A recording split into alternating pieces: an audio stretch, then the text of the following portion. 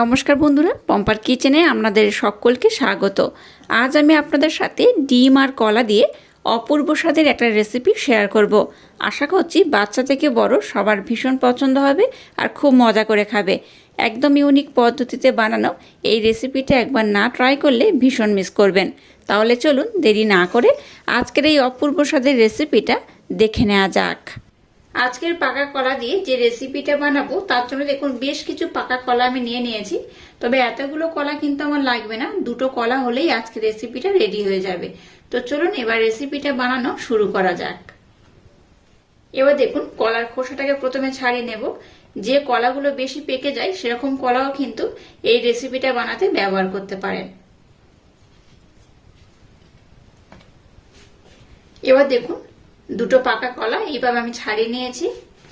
এবার এই কলাগুলোকে আমি এরকম কিন্তু ছোট ছোট টুকরো করে কেটে নেব।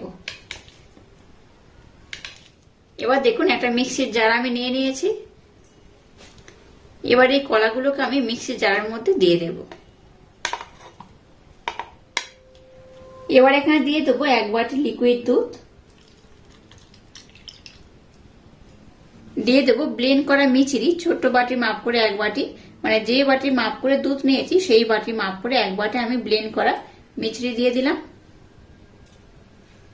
এবার এই তিনটি উপকরণ খুব সুন্দর করে আমি ব্লেন্ড করে নেব। এবার দেখুন এখানে একটা আমি ডিম নিয়ে নিয়েছি।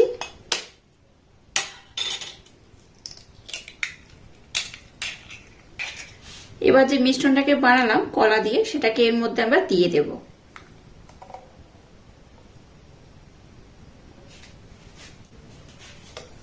এবার এই উপকরণ দুটো খুব সুন্দর করে আমি ব্লেন্ড করে নেব। এবার এখানে অল্প একটু এলাচ পাউডার দিয়ে দিলাম, দিয়ে দেব সামান্য একটু লবণ। আবারও সমস্ত উপকরণ খুব সুন্দর করে আমি একটু মিক্সড করে নেব। আজকে যে রেসিপিটা বানাচ্ছি কলা ডিম দিয়ে, একবার হলো ট্রাই করবেন, বাচ্চা থেকে বড় সবাই ভীষণ পছন্দ করবে আর খুব মজা করে খাবে। দেখুন মিশ্রণটাকে আমি খুব সুন্দর করে ব্লেন্ড করে নিয়েছি। এবার এখানে দিয়ে দেবো 1 কাপ ময়দা, 1 কাপ দিয়ে দেবো আতপ চালের গুঁড়ি। আবারও এটাকে আমি খুব সুন্দর করে দেখুন ব্লেন্ড করে নেব।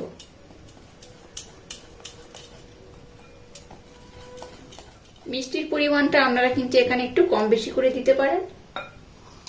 আর একদম অল্প পরিমাণ এখানে ইনো অ্যাড করব, আর দিয়ে দেবো অল্প একটু লিকুইড দুধ।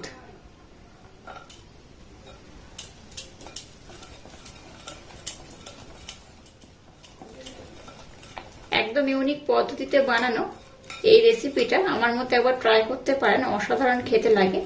একবার খেলে আপনাদের বারবার খেতে ইচ্ছা করবে। দেখুন আজকে যে রেসিপিটা বানাবো তার জন্য মিশ্রণটা কিন্তু এইরকমই দরকার, খুব যেমন পাতলা নয় আবার খুব ঘনও নয়। কত সুন্দর মিশ্রণটা হয়েছে দেখে বুঝতেই পারছেন। আর আজকে আমি আপনাদের সাথে দারুণ স্বাদের একটা পিঠের রেসিপি শেয়ার করছি, তার জন্য এই ব্যাটারটা আমার দরকার। ব্যাটারটাকে বানিয়ে নিয়েছি, চলুন এবার আমি পিঠেগুলোকে বানিয়ে নেব। এবার দেখুন গ্যাসটা জেলে দিয়ে একটা কড়া বসিয়ে কড়ার মধ্যে তেল দিয়েছি আর তেলটাকে মিডিয়াম গরম করে নিয়েছি। এবার যে ব্যাটারটা বানিয়েছি এখানে অল্প করে দিয়ে দেব। খুব বেশি তেলে বানাবো না, অল্প অল্প তেলে এগুলোকে আমি বানিয়ে নেব।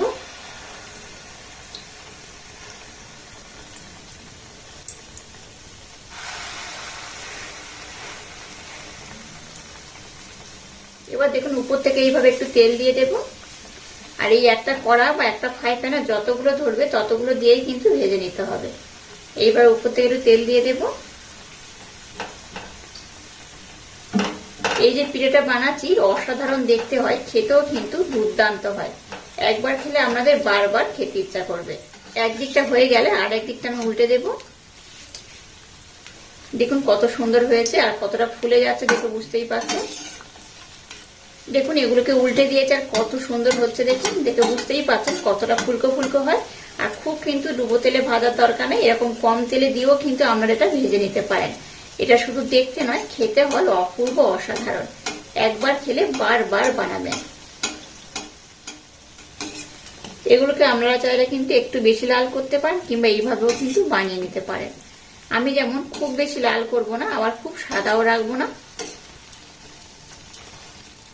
এগুলোকে দেখুন খুব সুন্দর করে ভেজে নিয়েছি, দেখুন কত সুন্দর কালার হয়েছে।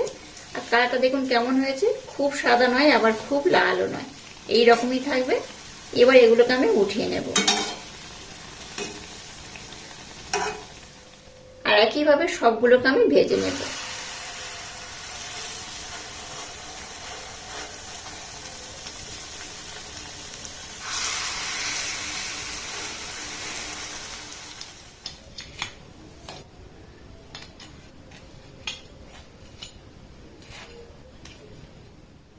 দেখুন সমস্ত পিঠেগুলোকে আমি কত সুন্দর করে বানিয়ে নিয়েছি, আর এটা কতটা নরম কতটা তুলতুলে হয় দেখে বুঝতেই পারছেন।